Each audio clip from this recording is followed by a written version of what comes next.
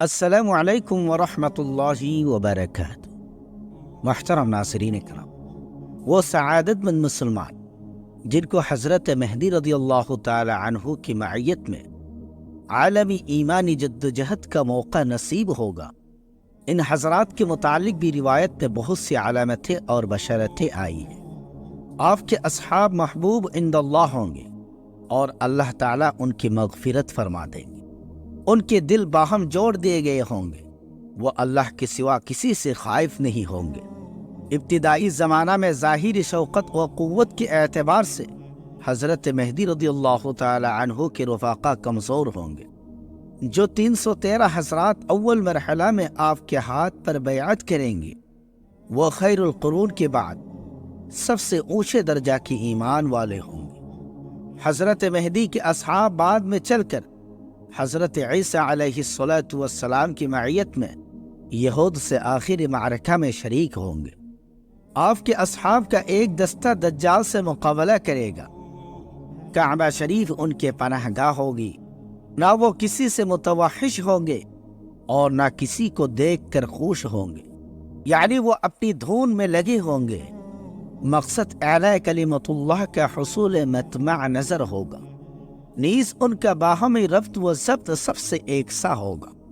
حضرت مہدی رضی اللہ تعالی عنہ کے اصحاب کے اوصاف کے سلسلے میں مستدرک للحاکم میں حضرت علی رضی اللہ تعالی عنہ کی ایک روایت ہے۔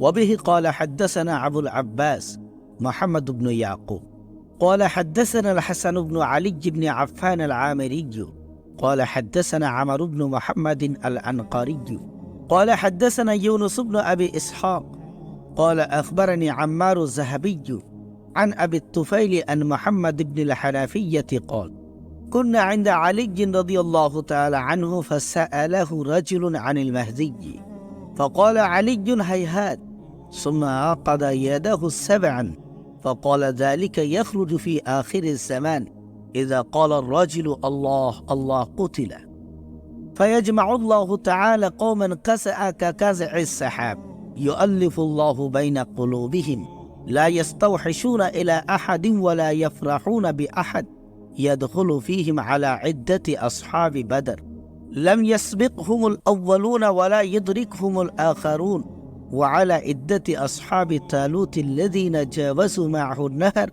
هذا حديث صحيح على شرط الشيخين۔ حضرت محمد بن حنفیہ رحمۃ اللہ علیہ سے مروی ہے، وہ فرماتے ہیں کہ ہم حضرت علی رضی اللہ تعالی عنہ کے پاس تھے تو ان سے ایک شخص نے مہدی رضی اللہ تعالی عنہ کے متعلق دریافت کیا، تو آپ نے فرمایا سنو۔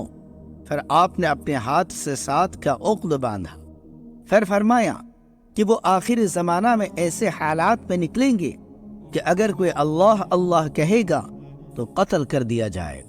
پھر اللہ تعالیٰ ایک ایسی قوم کو جمع کرے گا جو بادلوں کے مانند باہم ملے ملے ہوں گے۔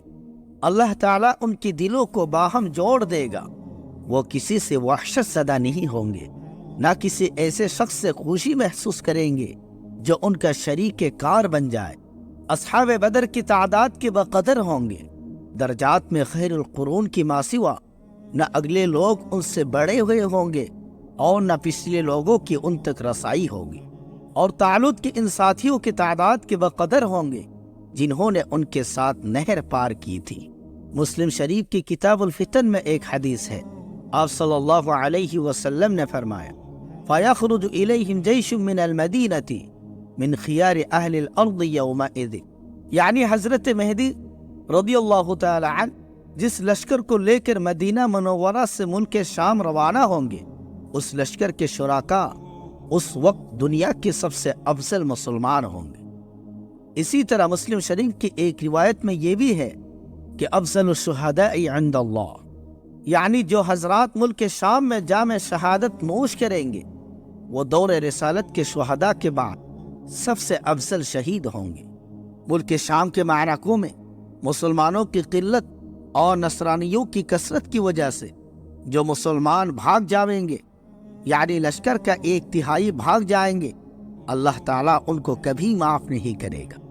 فتح قسطنطنیہ یعنی استنبول کے وقت آپ کا جو لشکر ہوگا اس کے متعلق حدیث شریف میں آیا ہے کہ ان کا امیر بہت ہی خوب امیر ہوگا، یعنی حضرت مہدی رضی اللہ تعالی عنہ، اور وہ لشکر بہت ہی مبارک لشکر ہوگا۔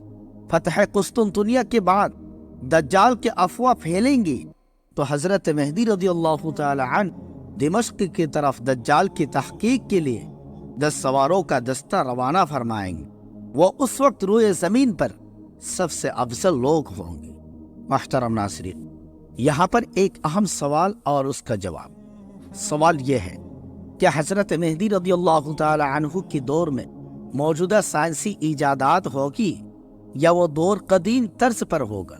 بہت سے مسلمانوں کو یہ الجھن ہوتی ہے کہ آیا حضرت مہدی رضی اللہ تعالی عنہ کے دور میں زمانہ دوبارہ اپنے قدیم روش پر آ جاوے گا، یا یہ تمام سائنسی ایجادات آپ کے ظہور کے وقت موجود ہوگی؟ چنانچہ اس سلسلے میں فقیہ العصر مفتی یوسف صاحب لدھیانوی رحمۃ اللہ علیہ سے ایک اہم سوال اور اس کا جواب۔ سوال: روزنامہ جنگ میں آپ کا مضمون علامات قیامت پڑھا، اس میں کوئی شک نہیں کہ آپ ہر مسئلے کا حل اطمینان بخش طور پر اور حدیث و قرآن کے حوالے سے دیا کرتے ہیں۔ یہ مضمون بھی آپ کی علمیت اور تحقیق کا مظہرہ ہے، لیکن ایک بات سمجھ میں نہیں آئی کہ پورا مضمون پڑھنے سے اندازہ ہوتا ہے کہ حضرت مہدی رضی اللہ تعالی عنہ اور حضرت عیسیٰ علیہ السلام کی کفار اور نصارہ سے جو معرکہ ہوگی ان میں گھوڑوں، تلواروں، تیر، کمان وغیرہ کا استعمال ہوگا۔ فوجی قدیم زمانہ کی طرح میدان جنگ میں آمنے سامنے ہو کر لڑیں۔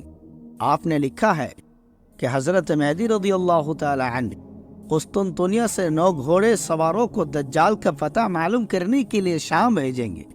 گویا اس زمانہ میں ہوائی جہاز دستیاب نہ ہوں گے، پر یہ کہ حضرت عیسیٰ علیہ السلام دجال کو ایسے نیزے سے ہلاک کریں گے، اور یاجوج ماجوج کی قوم بھی جب فساد برپا کرنے آئے گی تو اس کے پاس تیر کمان ہوں گے۔ زمین پر انسان کے وجود میں آنے کے بعد سے سائن برابر ترقی ہی کر رہی ہے، اور قیامت کے آنے تک تو اس میں قیامت خیز ترقی ہو چکی ہوگی۔ دوسری بات یہ ہے کہ آپ نے لکھا ہے کہ حضرت عیسیٰ علیہ السلام اللہ کے حکم سے چند خاص آدمیوں کے ہمراہ یاجوج ماجوج کی قوم سے بچنے کے لیے کوہ طور کی قلعہ میں پناہ گزین ہوں گے، یعنی دنیا کے باقی ارب و انسانوں کو جو سب مسلمان ہو چکے ہوں گے یاجوج ماجوج کی رحم و کرم پر چھوڑ جائیں گے۔ اتنے انسان تو ظاہر ہے کہ اس قلعے میں بھی نہیں سما سکتے۔ تیسرا سوال: میں نے کسی کتاب میں یہ دعا پڑھی تھی جو حضور صلی اللہ علیہ وسلم نے فتنہ دجال سے بچنے کے لیے مسلمانوں کو بتائی تھی، مجھے یاد نہیں رہی۔ محترم ناظرین، حضرت نے جواب دیتے ہوئے فرمایا، انسانی تمدن کی ڈھانچے بدلتے رہتے ہیں۔ آج ذرائع مواصلات اور آلات جنگ کی جو ترقی یافتہ شکل ہمارے سامنے ہے، آج سے 1.5-2 صدی پہلے اگر کوئی شخص اس کو بیان کرتا تو لوگوں کو اس پر جنون کا شبہ ہوتا۔ اب خدا ہی بہتر جانتا ہے کہ یہ سائنسی ترقی اسی رفتار سے آگے بڑھتے رہے گی یا خودکشی کر کے انسانی تمدن کو پھر تیر و کمان کی طرف لوٹا دے گی۔